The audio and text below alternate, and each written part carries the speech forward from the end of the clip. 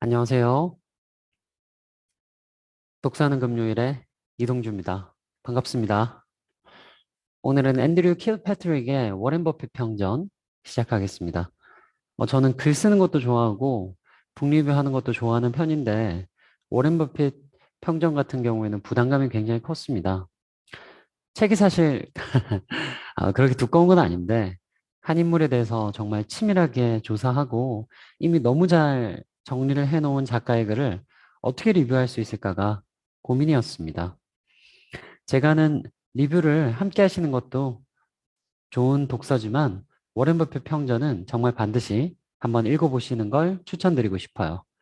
한 인물에 대해서 정말 오랜 시간 취재를 했고 또 담아야 하는 내용만을 이미 너무 잘 압축해서 담아져 있는 책이니까 꼭 한번 읽어보셨으면 좋겠어요. 자, 오늘도 북리뷰 출발합니다. 처음에는 코로나 시기에 유행했던 주식시장에 대해서 잘 다뤄놓은 책을 한번 읽어보려고 했는데 이미 주식에 대해서 많은 방송들이 있으니까 그 주식에 대한 최고의 대가의 책을 한번 읽고 리뷰해보면 좋겠다라는 가벼운 마음에서 출발했습니다.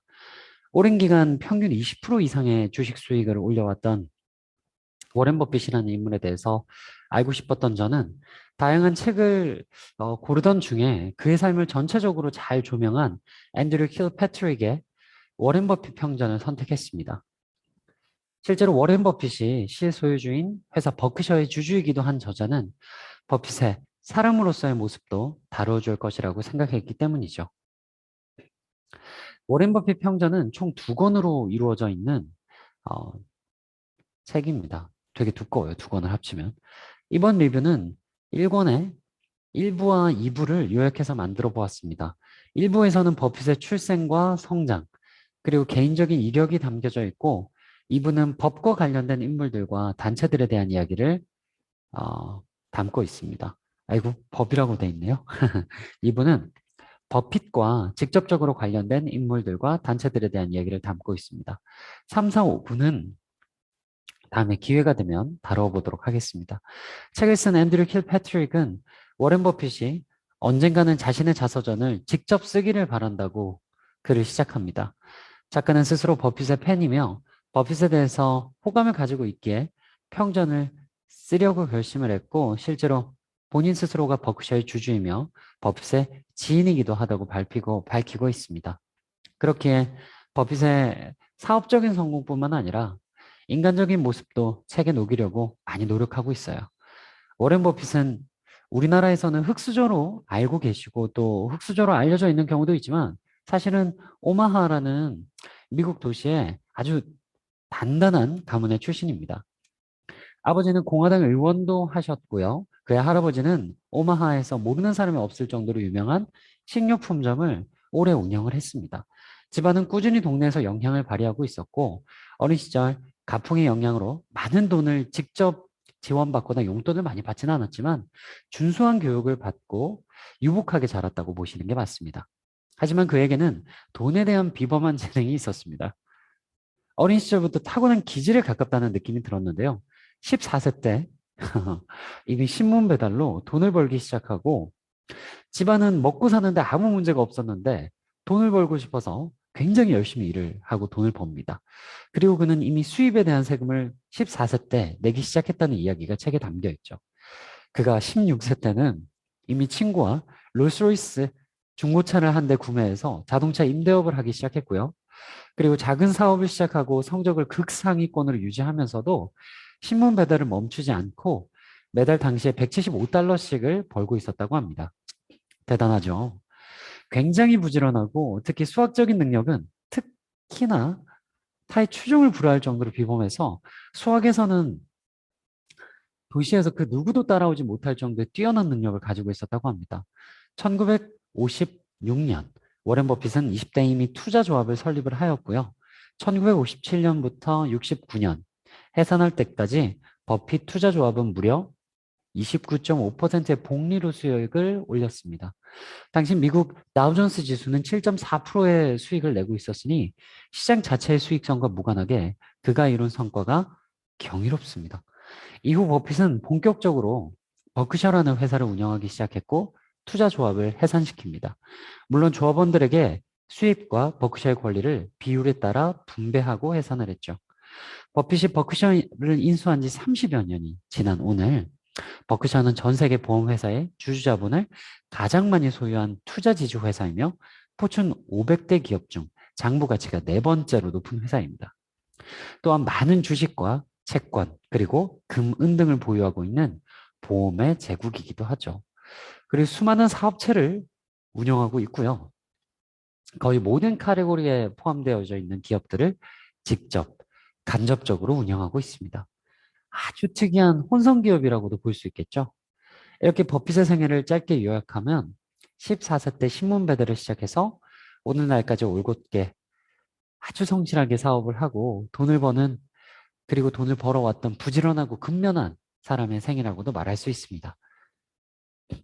그리고 책에서는 그의 이런 사업적인 영향을 제외하고도 사람 됨됨이의 위대함도 이야기합니다. 9.11 테러에 대해서 버핏은 9.11 테러가 일어나고 그 다음날 인터뷰에서 미국의 주식을 보호하기 위해서 본인은 손실을 감당하더라도 한 주의 주식도 팔지 않겠다라고 이야기했던 일화를 전하고 있는데요. 대부분의 사람들이 공매도나 주식시장의 불황을 이용해 돈을 벌려고 할 때도 서민 자본과 국익을 걱정했던 버핏은 돈을 버는 행위 자체에 본인이 흥미를 가지고 있고 돈을 버는 방법에 대해서 항상 연구하고 노력하는 사람이지 돈 자체가 자기 인생인 사람이 아님을 이 사건을 통해서 우리가 알 수가 있습니다. 2부에서는 우리가 잘 알고 있는 코카콜라의 CEO 돈 카우 그리고 마이크로소프트의 빌 게이츠 멍거 등의 버핏과 함께한 기업 CEO 그리고 직장 동료들을 깊이 있게 다루고 있습니다. 특히 분량이나 내용으로 보았을 때 멍거라는 사람을 많이 조명하고 있는데요.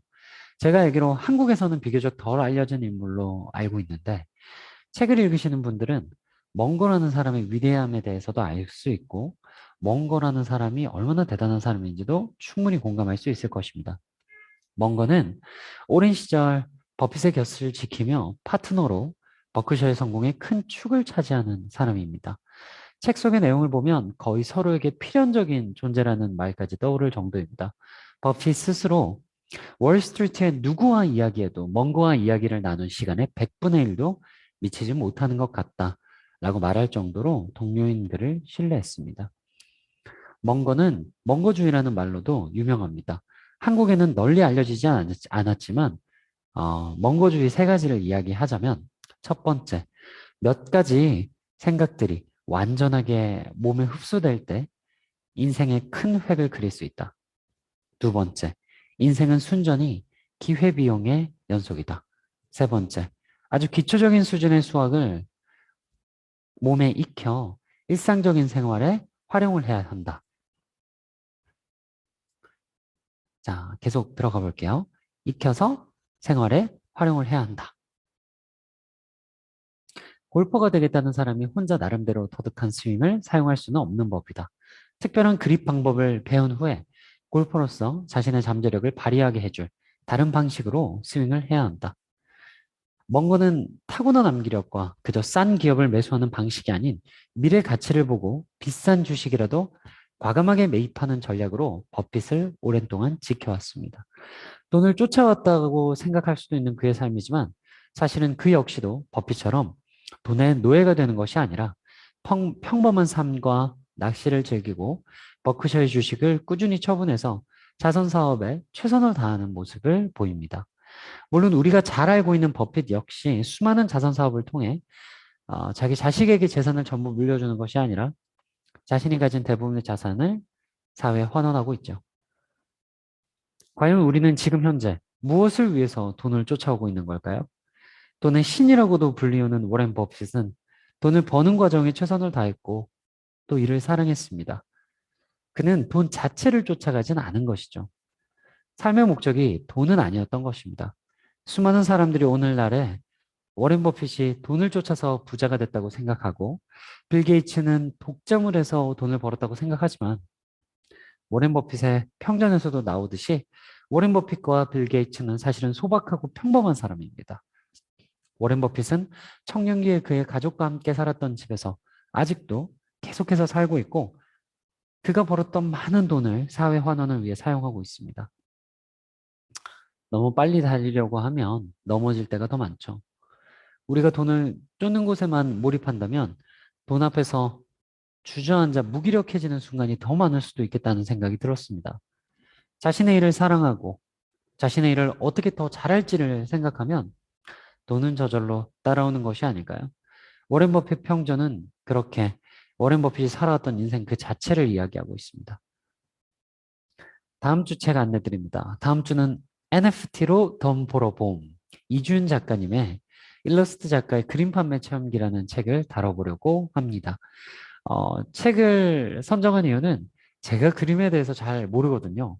미술관이나 그림 전시를 보면 너무 몰라서 막 전시회를 가면 살짝 겁이 날 지경인데 당분간은 그림과 그를 둘러싼 디지털 세계를 함께 공부해 보려고 합니다. 모두 다음 주 금요일까지 열심히 상상하고 또 생각하는 시간을 가졌으면 좋겠습니다. 북리뷰 독사는 금요일을 시청해 주셔서 모두 감사합니다. 항상 구독과 좋아요 부탁드리고요. 시청자 사연과 고민, 그리고 의견과 질문을 010-7159-9343이나 오픈 톡방에서 받고 있으니까 톡방에 참석하시거나 전화로 많은 이야기 보내주시기 바랍니다. 오늘도 함께 해주신 모든 여러분 진심으로 감사합니다. 저희는 2주 뒤에 뵙도록 하겠습니다. 고맙습니다.